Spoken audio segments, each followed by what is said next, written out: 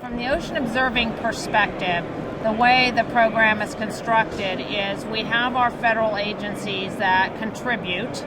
They do their own observing, but they contribute. But then we have external programs that bring together academia, research, and industry. So there's two ways in which a cluster and IOOS work together.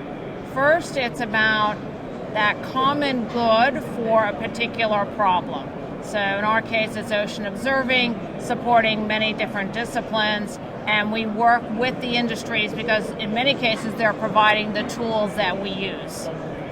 One of the ways we give back to industry is we have hands-on technician and hands-on time. So we're developing their next generation of workforce, and we have a number of examples where they've come out of an undergraduate or graduate program and then come into the industries that have been part of the IOOS enterprise. There's only one ocean. While we have 7 named basins, there's only one ocean. And so what I do in the United States marries up on the global ocean observing system and eventually the group on Earth observations. So in fact, my counterpart from Australia and Europe are here at this meeting, and we made sure that we were here because we're both all of us are looking at technologies and services from that perspective. The second thing is through US IOOS, we just put out a study called the US Ocean Enterprise Study. And we looked at the profit, non-profit in the ocean monitoring, forecasting, and observing perspective. And while that's a $7 billion internal U.S. a year U.S. business, it's about a $1.2 billion export. So one of the things that we look at is the technologies the United States leads in gliders and HF radars and some of the robotics are then exported out globally. And again, it's under that larger, in my case, global ocean observing, where we're all working towards that common good.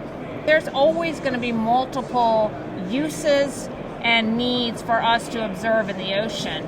What we'd like to try to see is that continued development of technologies to understand the ocean as well as we understand the moon. We know more about the moon than we know about the entire water column and the living marine resources. So there is a huge opportunity in the industry sector for both the development of sensors and the services that go along with them.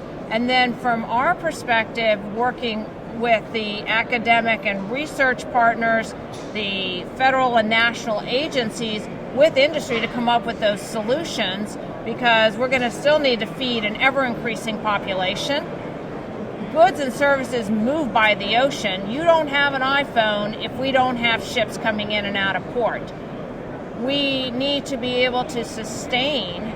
We have issues now where poor water quality prevents people from drinking water in our lakes or shuts down major shellfish or fishing industry. So those are all the areas. So there's not a single purpose, but what we do like to say is observe once, use many times.